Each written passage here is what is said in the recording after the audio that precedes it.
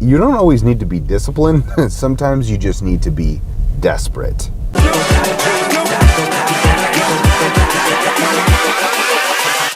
Hold up. What up, vlog? Today on the Josh Schneider Experience, we have an experience for you. We have a guest, and I'm gonna let you be a fly on the wall for our conversation to just listen in, see what you learn, see what I learn. So today I am picking up from the airport the incredible David Dye. I tell you what, one of his greatest accomplishments was successfully matching all of his socks in the laundry 3 loads in a row. I mean, hello.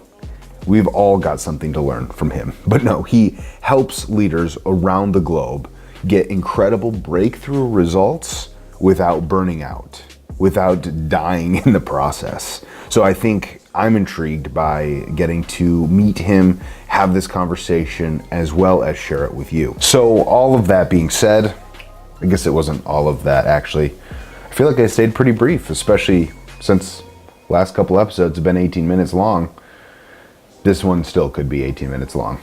Enjoy. Josh, what do you do when you're not picking people up?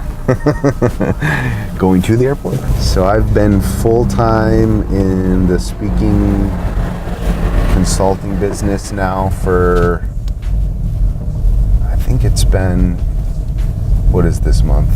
Oh, going up on 3.5 years. Okay. And what's your area of interest or expertise? Employee engagement and human performance. Oh, all right. Actually, was super intrigued to chat with you for a couple minutes because, We're each other's people. So the thing that means the most to me is that people have meaningful work, but meaningful work without breakthrough or without winning. Gotta have the results. Exactly. So it's got me much more intrigued into the actual individual breakthrough side of things. So what got you into employee engagement? So I came out of school, I picked public accounting because somebody told me I'd get a signing bonus. And I thought, well... Did you go to school for accounting? It was probably my first sophomore year. And they're like, if you pick accounting, they'll try and hire you in the fall of your senior year and you'll get a signing bonus. And I thought, well, those seem like 2 good things. So now what I know to be true is, so I originally went to school for nursing, got out of that very quickly, knew I liked business, and then slid into accounting. The idea of helping people was not foreign to me. I just did not necessarily find the correct application of how to help people. Exactly. Day one, walked in, hated it. Like literally by 9:30 the first day, I'm like, what am I doing here? And I had the mentality of I was going to be a partner in 10 years, like whatever it takes. Like 80-hour week. Yeah, whatever. I had a firm that I wanted to work for, and the HR director, she sent me an email during the recruiting process and said, I love you, well, I like you a lot, but I'm not going to hire you because I can tell that you have your sights set beyond regional public accounting. And I was like offended because I'm like, no, I don't. Like, no, I need somebody who's going to be happy doing Exactly. this for a long time. And so actually this last summer, I got to physically meet her again. It'd been almost 10 years or something like that. I got to meet her at SHRM and just like give her a hug and say thank you for... That's insightful on her part, and too many hiring managers don't do that. No. They feel what they can. No, I mean, I remember being pissed, and I'm so glad in hindsight because that firm had a great, every hour you worked over 40, you got to take it in pay or extra time off in the summer, which would have probably been enough incentive for me to say, this isn't so bad, I should stay. So that's the long version of how I got into this. It took me a while to kind of I remember the first time I read the words employee engagement, probably been around for 10 years already, but the inside of me just lit up. Read about 100 books while I was at the firm, and I was like, holy shit, like this stuff exists? I heard Grant Cardone speak. I lived in Rochester, he was speaking in Buffalo, so I drove over to see him, and he said something along the lines of, you don't have to be the best, you just have to hang in there longer than anybody else. And I was like, I think I can do that. So, now did you start into this? Did you transition with expertise? How far do we have? 19. 20 minutes. Okay. Yeah. Was figuring out whether I'm telling the 5-minute version of the story or the 15-minute. I can get lost. Yeah, I can too. In my work. So, my undergraduate was political science. Okay. Was working on a master's in education. Had an opportunity to apply for a job at a nonprofit working with at-risk urban youth. So, took that job, left grad school, took that work, and stayed there for 16, 17 years. Wow. And took an entry-level teaching position, and very quickly worked my way up. Team leader, mid-level manager, chief operating officer, and then CEO of the national expansion of the day. I'm a teacher at heart, and I always will be. There's many ways to work that out. The work I most enjoyed was helping leaders and managers to become the best version of themselves. So when I was doing that work, there was no leadership or management training.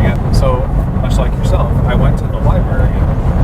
I mean, since a young age, I'm just wired that if I need to solve a problem, I'll go read. I would go once a week to the library and check out a shelf.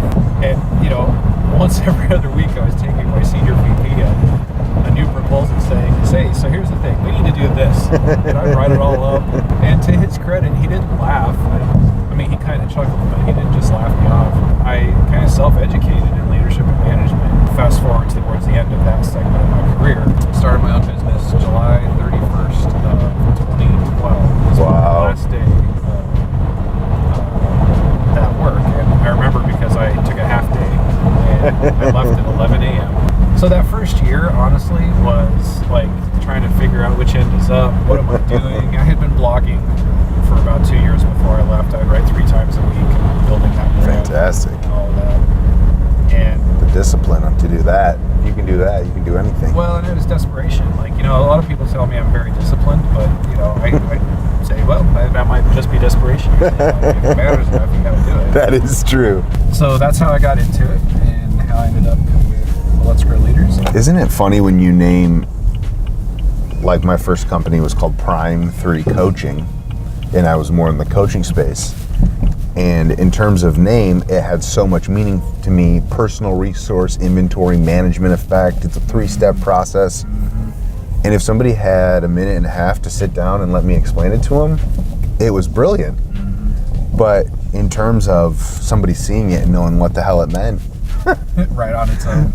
And even Let's Grow Leaders, people who have no idea and haven't been to the website or anything, are like, now, are you guys do like children's leadership or something? Because it has that, like, Let's Grow Leaders. So like, so that's been an uphill climb. But now it's, now it's getting traction. Like, we have USAA is, a significant client. The FAA, like, we got plenty of good name corporate clients, and they don't have any problem with it. Right.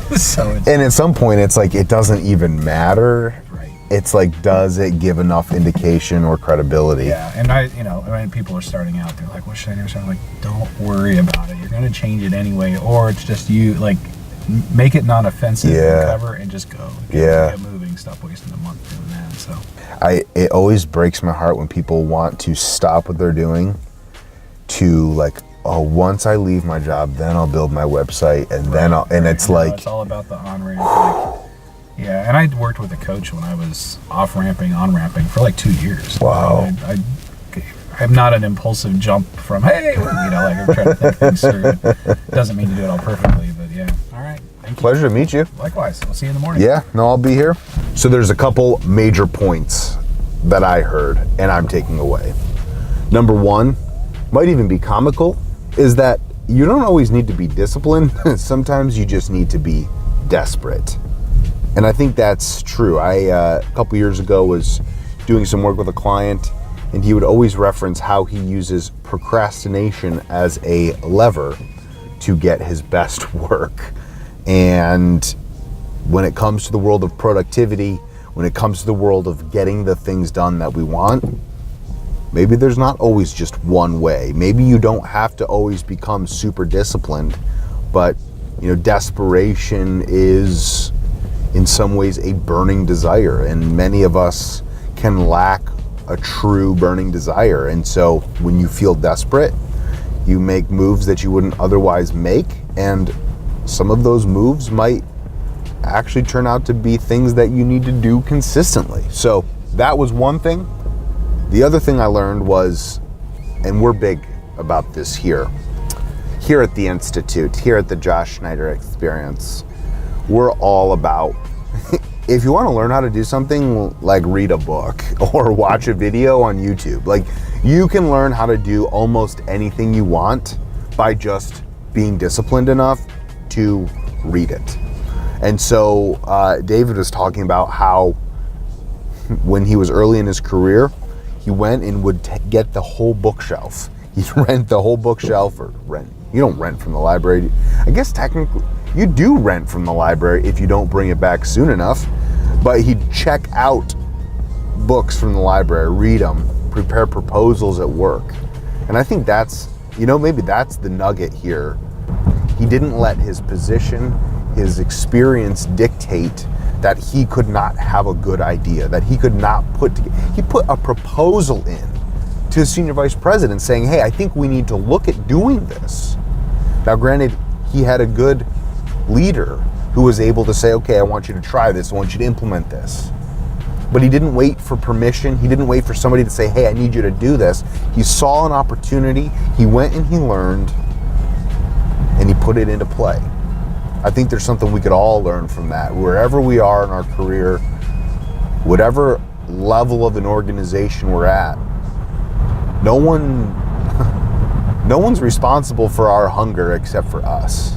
No one's responsible for what we do with our time outside of our role.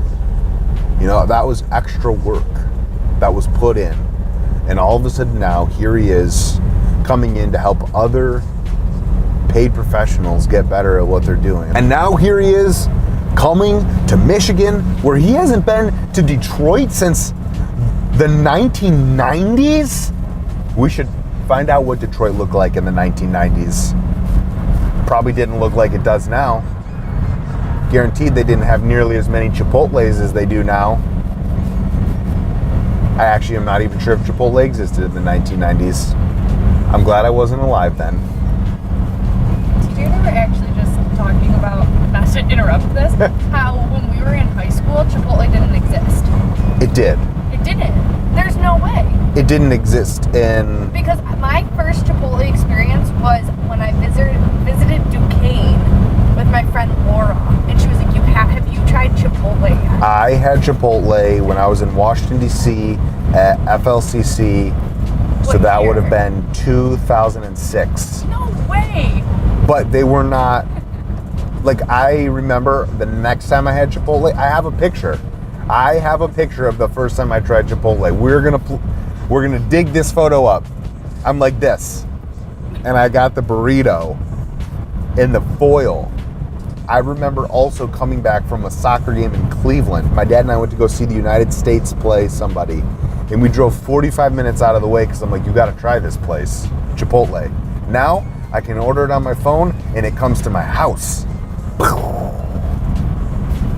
This show brought to you by Chipotle.